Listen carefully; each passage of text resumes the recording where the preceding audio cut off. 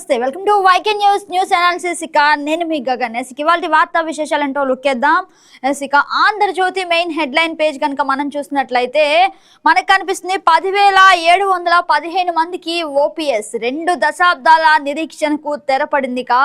ముఖ్యమంత్రి చంద్రబాబుకు కృతజ్ఞతలు చెబుతున్న ఏపీ ఎన్జిఓస్ రాష్ట్ర అధ్యక్షుడు విద్యాసాగర్, ఇక రాష్ట్ర సచివాలయ ఉద్యోగుల సంఘం అధ్యక్షుడు రామకృష్ణ, ఇతర ఉద్యోగులైతే చంద్రబాబుకు సంతోషంతో వారి యొక్క ఆనందానికి నిదర్శనంగా మనకి ఇక్కడ కనిపిస్తుంది. ఇక 2 దశాబ్దాల నిరీక్షణకు అయితే తెరపడింది. 10,715 మంది సిపిఎస్ ఉద్యోగులకు పాత పింఛను కేబినెట్ నిర్ణయంపై ఉద్యోగుల్లో హర్షకేతనాలు అయితే కనిపిస్తున్నాయి. ఇక రాష్ట్రంలో 2004 సెప్టెంబర్ నుంచి సిపిఎస్ అమలులోకి వచ్చే అవకాశం కనిపిస్తుంది. అయితే ముఖ్యంగా ఎప్పటి నుంచో మళ్ళీ పునఃప్రారంభం కావస్తుంది. అయితే ఇప్పటికే పలు నోటిఫికేషన్లు ఇచ్చిన నాటి చంద్రబాబు సర్కార్ అయితే ఇప్పుడు వాటిని సఫలీకృతం చేసే అవకాశం కనిపిస్తుంది. ఇక వైఎస్ రాగానే నియామక ప్రక్రియలో ఆలస్యం జరిగింది అప్పట్లో.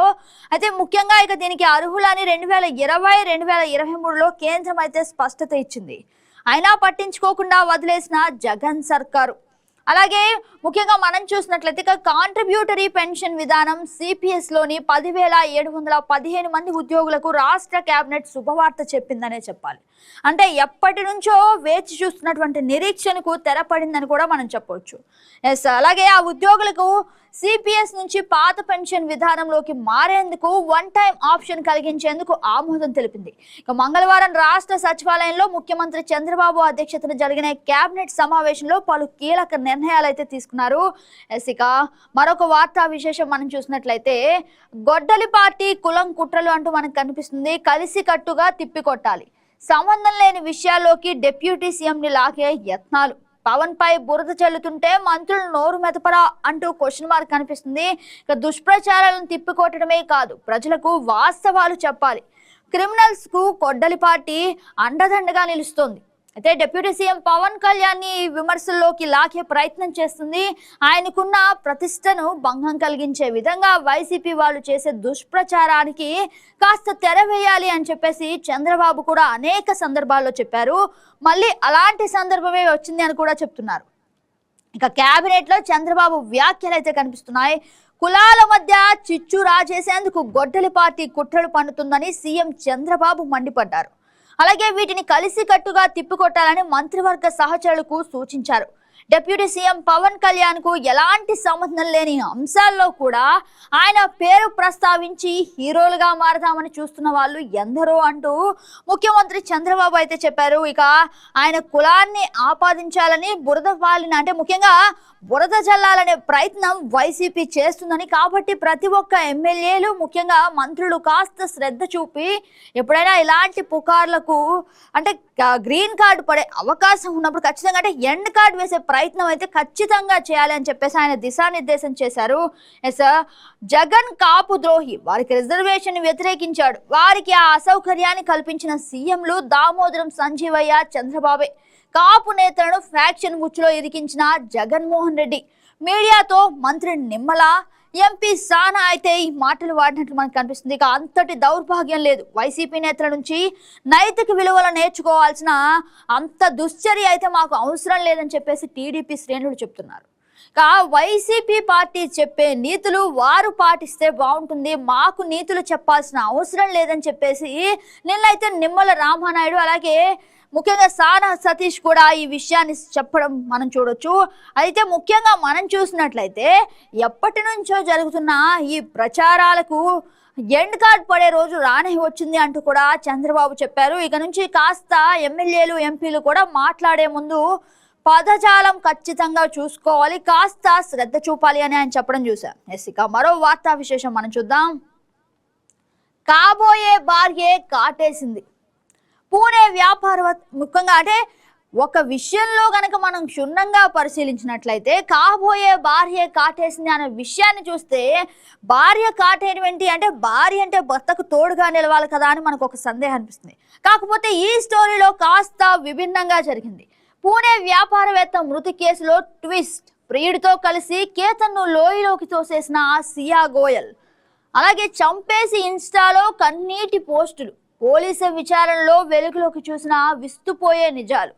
చంపడం అయితే చంపేశారు, కానీ దాని వెనకాల మళ్ళీ క్లాసికల్ డ్రామా లాగా డ్రామా ఇన్స్టా పోస్ట్లో కీలకంగా ముఖ్యంగా బాధతో పెట్టిన పోస్ట్ లాగా మళ్ళీ వాటి యొక్క విచారణ వ్యక్తం చేయటం.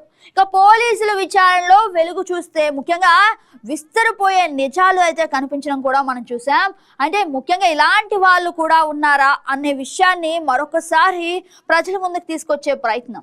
ప్రియుడితో కలిసి కేతన్ లోయలోకి తోసేసిన సియా గోయల్ ఎంత ప్రేమ చూపినప్పటికీ కొంతమంది ఇలాంటి విషయాలలో మళ్ళీ ప్రియుడి సహాయంతో భర్తలను చంపేవారు ఎందరో ఉన్నట్లుగా కూడా మనకు తెలుస్తుంది. ఇక మరొక వార్తా విశేషం మనం చూసినట్లయితే విదేశీ విరాళాలపై కేంద్రం కొరడ, ఎన్జిఓలకు పలు కొత్త నిబంధనలు, సంస్థ కీలక స్థానాల్లో విదేశీయులు ఉండరాదు, అలాగే ఏ లక్ష్యం కోసం విరాళాలు తీసుకుంటున్నారో ఏ రాష్ట్రాల్లో పనిచేస్తున్నారో క్లియర్గా వెల్లడించాలి, అలాగే మత మార్పిడి జరపడానికి వీల్లేదు, విరాళాల వ్యయం రికార్డులు సమర్పించాలి, వాటిపై ప్రభుత్వం క్షేత్రస్థాయి దర్యాప్తు కూడా చేసే అవకాశం ఉంటుంది. ఇక తొలి విడత నిధుల్లో 75% ఖర్చు చేస్తే గానీ రెండో విడత నిధులు విడుదల కావు. కాబట్టి అంటే ఏదైతే రూపాయి స్పెండ్ చేస్తున్నారో ఆ రూపాయికి తగినట్లుగా ఎక్కడ పని చేస్తున్నారు, ఏ విషయం కొరకు ఖర్చు పెట్టారా అనే డీటెయిల్స్ అయితే క్లియర్గా ఉండాలని చెప్పి కేంద్రం చెప్పడం జరిగింది. అలాగే తొలి విడత నిధుల్లో 75% ఖర్చు చేస్తే కానీ రెండో విడత నిధులు అయితే రావు అని చెప్పేసి కూడా చెప్పడం జరిగింది. ఇక సోషల్ మీడియా వివరాలు, ప్రచురించిన పుస్తకాలు, వ్యాసాలు వివరాలు తెలియజేయాలి. నిధుల దుర్వినియోగం అయితే భారీ జరిమానాలు విధించే అవకాశం ఉంది. ఈ కొత్త మార్పు అయితే కాస్త ఎవరైతే డబ్బులు దొరికాయి కదా అని దోచేసుకోవాలని చేసే ప్రయత్నం ఉంటుందో దానికి కాస్త ముఖ్యంగా ఇలాంటి డెసిషన్ వల్ల ఇక నుంచి అయితే ఎవరైతే డబ్బులు వాళ్ళ ఖాతాల్లోకి జమ చేసుకోవాలని చూస్తారో కేంద్రం అయితే కొరడా విధించిన అంశం మనకు కనిపిస్తుంది. ఇక్కడ నుంచి ప్రతి రూపాయికి లెక్క చెప్పాలి. నిధుల దుర్వినియోగం అయితే భారీ జరిమానాలు వేసే అవకాశం ఉంది. ఇక నిబంధనలు సవరిస్తూ గెజెట్ నోటిఫికేషన్లు జారీ చేసిన కేంద్రం హోంశాఖ. ఇక ఇదైతే కాస్త పెద్ద కొరడా దెబ్బగానే చూడొచ్చు. ఎందుకంటే విదేశీ విరాళాలపై కేంద్రం కొరడా అంటే కాస్త ఆలోచించాల్సిన విషయమే. చూద్దాం ఇక ఎలాంటి జాగ్రత్తలు తీసుకుంటారో మరి.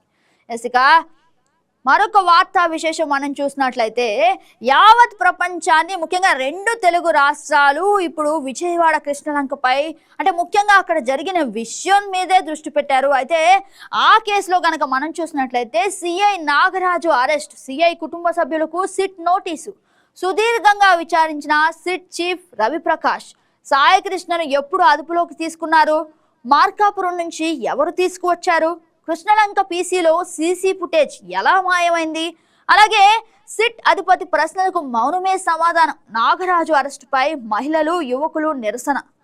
అసలు ఏం జరుగుతుంది ఈ విషయంలో అనేది మొత్తం ఆసక్తిగా ఎదురు చూస్తున్నటువంటి ప్రక్రియ. ముఖ్యంగా చూసినట్లయితే నిన్నైతే సిఐ నాగరాజుని అరెస్ట్ చేశారు. ఇక అరెస్ట్ చేసినప్పుడు వెంటనే ప్రశ్నాపత్రం రిలీజ్ చేసినట్లు అనేక స్టేట్మెంట్ రికార్డింగ్ కోసం అనేక ప్రశ్నలు అయితే సిట్ నాగరాజు ముందు పెట్టారు. కానీ నాగరాజు మాత్రం దానికి సమాధానం చెప్పకుండా మౌనమే సమాధానం అన్నట్లుగా ఆయన వ్యవహారం నడిచింది. ఇక ఆయన అరెస్టును ముఖ్యంగా నిరసిస్తూ అనేక మంది ధర్నా చేపట్టారు. అయితే సిఐ నాగరాజు తమ వృత్తి పట్ల చాలా గౌరవం కలిగి ఉంటారని, అలాగే ఎక్కడికక్కడ ముఖ్యంగా గంజాయి బ్యాచ్ని అరికట్టే ప్రయత్నంలో ఉక్కుపాదం మోపడంలో ఆయనకంటూ ఒక ప్రత్యేక స్థానం ఉందని, అలాంటి వ్యక్తి ఇలాంటి తప్పుడు పని చేశారు అంటే మేము నమ్మము అని చెప్పేసి ప్రజల నుంచి ఆయనకి మద్దతు లభించింది. అయితే సిట్ అడిగే ప్రశ్నలు కనుక మనం చూసినట్లయితే అసలు సాయికృష్ణని ఎప్పుడు తీసుకొచ్చి ఏం చేశారు, అలాగే కృష్ణలంక పిఎస్లో ఎందుకు సీసీ ఫుటేజ్ మాయమైంది, సడన్ గా సీసీ ఫుటేజ్ మాయమవటం వల్ల అసలు వెనక ఉన్న ఆ జాప్యం ఏమిటి అని కూడా రకరకాల ప్రశ్నలు అడిగారు. అయితే సిఐ నాగరాజు దానికి నోరు విప్పని విషయం కూడా మనకు తెలుస్తుంది. చూద్దాం ఇక ఈ అరెస్టులో ఎన్ని విషయాలు బయటకు వస్తాయో, అసలు ఏం జరిగిందో తెలిసే అవకాశం అయితే త్వరలోనే ఉంది. ఇక నెక్స్ట్ వార్తా విశేషం మనం చూసినట్లయితే కేంద్ర మంత్రివర్గ పునర్వ్యవస్థీకరణ. పార్లమెంట్ వర్షాకాల సమావేశాలకు ముందే ప్రధాని మోదీ క్యాబినెట్ లో భారీ మార్పులు అయితే కనిపిస్తాయి. ఇక రాష్ట్రపతి ద్రౌపది ముర్ముతో ప్రధాని భేటీ, కేంద్ర సహాయ మంత్రి కురియన్ రాజీనామా, 21న ముగిసిన కొరియన్ రాజ్యసభ పదవీ కాలం. మరో మంత్రి రావనీత్ సింగ్ కు దక్కని రెన్యువల్. రాష్ట్రాల బీజేపీ చీఫ్లుగా మరో 2 మంత్రులు. మంత్రివర్గంలో 33% మహిళలకు చోటు దక్కే ఛాన్స్. అయితే మహిళా రిజర్వేషన్ బిల్లు ఎప్పుడైతే సరైన విధంగా ఆమోదం పొందలేదో ఇప్పుడైతే ఖచ్చితంగా ఆమోదం పొందే అవకాశం కనిపిస్తుంది అంటూ కూడా మనకు కనిపిస్తుంది. ఇక మరో వార్తా విశేషం మనం చూసినట్లయితే రాయల్ గా ముందడుగు. కరువు సీమలో గొప్పగా పారిశ్రామిక ప్రగతి. కూటమి ప్రభుత్వాల రాకతో పరిశ్రమల వరుస. ఉమ్మడి కర్నూలు జిల్లాలో భారీగా పెట్టుబడులు. ఇక జాబితాలో రిలయన్స్, టాటా వంటి పెద్ద కంపెనీలు. అయితే ముఖ్యంగా మనం చూసినట్లయితే 88,146 కోట్ల పెట్టుబడులు అయితే వచ్చే అవకాశం ఉంది. అలాగే 33,000 ఉద్యోగాలు వచ్చే అవకాశం ఉంది. కాబట్టి కర్నూలులో కొత్త కళ వచ్చే అవకాశం కనిపిస్తుందంటూ మనకు తెలుస్తుంది. చూద్దాం ఇక ఎన్ని విషయాలు ముఖ్యంగా ఈ కర్నూలు నుంచి మొదలవుతాయో. ఇక కర్నూలు నుంచి పెట్టుబడులు ఎంతగా ఆకర్షిస్తుందో కర్నూలు చూడాలి. ఇక మరొక వార్తా విశేషం చూద్దాం. ఒకసారి సాక్షి పేపర్లో ఈరోజు ప్రచురితమైన ముఖ్య అంశాలు చూద్దాం.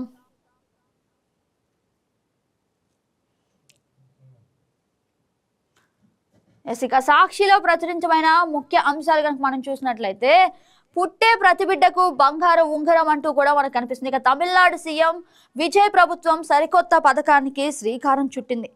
ఇదైతే కాస్త నూతన అధ్యాయంలా కనిపిస్తుంది. ఎందుకంటే తమిళనాడులో సీఎం విజయ్ ప్రభుత్వం సరికొత్త పథకానికి శ్రీకారం చుట్టింది. ప్రభుత్వ ఆసుపత్రిలో జన్మించే ప్రతి బిడ్డకు ఉచితంగా గ్రాము బంగారు ఉంగరాన్ని బహుకరించినట్లు ప్రకటించింది.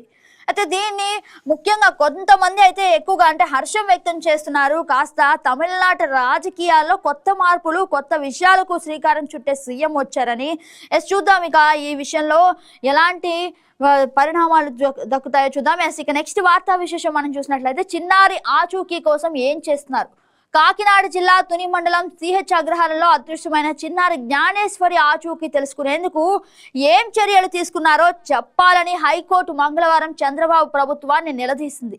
పూర్తి వివరాలతో స్టేటస్ రిపోర్ట్ను తమ ముందుంచాలని ఆదేశించింది. ఇక హైకోర్టు అడిగే ప్రశ్నకు ఏ విధంగా ఈ ప్రభుత్వం సమాధానం చెప్తుందో చూద్దాం. ఇక మరొక వార్తా విశేషం మనం చూసినట్లయితే అసైన్డ్ పై ఎమ్మెల్యేలదే పెత్తనం. చంద్రబాబు కూటమి సర్కారు విస్మయకర నిర్ణయం. ఇప్పటికే ఇసుక, మట్టి, మద్యం ద్వారా దండుకునేందుకు దారులు చూపిన వైనం. తాజాగా అసైన్ భూములు కొల్లగట్టడమే లక్ష్యం. ఇన్ఛార్జ్ మంత్రి అధ్యక్షతన జిల్లా అసైన్ కమిటీలు రద్దు. నియోజకవర్గాల వారీగా ఎమ్మెల్యేల అధ్యక్షతన అసైన్ కమిటీలు అయితే కనిపిస్తున్నాయి. తమ అనుచరులు ముఖ్యంగా ఎవరైతే వాళ్ళకి సహాయకులుగా ఉంటారో వాళ్ళ నుంచి ముఖ్యంగా ఈ అసైన్ భూములు లభించే అవకాశం ఉంది. వాటిని కట్టబెట్టేందుకు ఎన్నో ప్రయత్నాలు జరుగుతున్నాయి. నియోజకవర్గాల వారీగా అసైన్ భూమి అనేది లేకుండా స్వాహా చేయటమే లక్ష్యం. అలాగే ప్రైవేట్ కట్టబెట్టేందుకు మచిలీపట్నం, రామాయపట్నం పోర్టుల పరిధి కుదింపు. రామాయపట్నం పోర్టు అభివృద్ధి, నిర్వహణ, పర్యవేక్షణ బాధ్యతలు ముఖ్యంగా ప్రైవేట్గా అయితే లభించే అవకాశం ఉంది. 2022 నుంచి వర్తించేలా ప్రభుత్వ రంగ సంస్థలు వస్తాయి. ఉద్యోగులు పదవీ విరమణ వయసు 62కు పెంచారు. విశాఖ, గన్నవరం విమానాశ్రయాల్లో బార్లు, మద్యం దుకాణాలకు అనుమతి. అయితే ఇది కాస్త కొత్త విషయంగానే మనం చూడొచ్చు. విశాఖ, గన్నవరం విమానాశ్రయంలో బార్లు, మద్యం దుకాణాలకు అనుమతి. అలాగే 2004కు ముందు నోటిఫికేషన్ ద్వారా నియామకమైన ఉద్యోగాలకు ఓపీఎస్, పలు సంస్థలకు రాయితీలు, భూముల కేటాయింపులు, మినహాయింపులు. కేబినెట్ నిర్ణయాలను మీడియాకు వెల్లడించని మంత్రి పార్థసారథి. ఇక కొన్ని విషయాలైతే మనకు ముఖ్యంగా సాక్షిలో ప్రచురితమయ్యాయి. అసలు ఎంతవరకు వాస్తవం అనేది త్వరలోనే మనకు తెలుస్తాయి. ఇక మరొక వార్తా విశేషం మనం చూద్దాం. టీచర్ల టెట్ పై న్యాయ పోరాటం. వైఎస్ఆర్సీపీ అధ్యక్షుడు వైఎస్ జగన్ వెల్లడి. చట్ట సవరణకు పార్లమెంట్లో ఎంపీలు పోరాడతారు. అలాగే టీచర్లు ఎవరు ఆందోళన చెందాల్సిన అవసరం లేదని స్పష్టీకరణ. వైఎస్ జగన్ ను కలిసి సమస్య వివరించిన వైఎస్ఆర్సీపీ నాయకులు. అయితే వివిధ సమస్యలతో క్యాంపు కార్యాలయానికి తరలి వచ్చిన జనం, ముఖ్యంగా బాధితులందరికీ ధైర్యం చెప్తూ భరోసా ఇచ్చిన జననేతంట. మరి ఇది ఎంతవరకు ఏ సమస్యల మీద జగన్ సర్కారు మళ్ళీ వాళ్ళకి సహాయం చేస్తుందని ఆశపడ్డారో ఏమో మరి చూద్దాం. ఇక నెక్స్ట్ వార్తా విశేషం మనం చూసినట్లయితే మామిడి గుజ్జు ఫ్యాక్టరీ వద్ద యువ రైతు ఆత్మహత్యాయత్నం. 4 రోజులుగా మామిడికాయలతో ఫ్యాక్టరీ వద్ద నిరీక్షణ. సీరియల్ నంబర్ ఇవ్వకపోవడంతో ఒంటిపై డీజిల్ పోసుకున్న రైతు. చిత్తూరు జిల్లాలో మామిడి రైతుల దుస్థితి దారుణంగా తయారైంది. సీరియల్ నెంబర్ కోసం 4 రోజులుగా గుజ్జు ఫ్యాక్టరీ వద్ద వేచి చూసిన ఓ యువ రైతు చివరికి ఫ్యాక్టరీ గేటు వద్దే ఒంటిపై డీజిల్ పోసుకొని ఆత్మహత్య యత్నానికి పాల్పడ్డాడు. అయితే ఇక గంగాధర్ నెల్లూరు మండలం బొమ్మవారిపల్లికి చెందిన యువ రైతు లోకేష్ నాయకుడు, ముఖ్యంగా అంటే లోకేష్ తమ నాయకుడు తమకు సహాయం చేస్తాడంటే ఆ సహాయం అనుకున్న విధంగా రావట్లేదు, ముఖ్యంగా తమ పంటకు గిట్టుబాటు ధర లభించడం లేదని చెప్పేసి మామిడి రైతులు అయితే గగ్గోలు పెడుతున్నారు. చూద్దాం ఇక ఈ విషయంపై ప్రభుత్వం ఏ విధంగా స్పందిస్తుందో.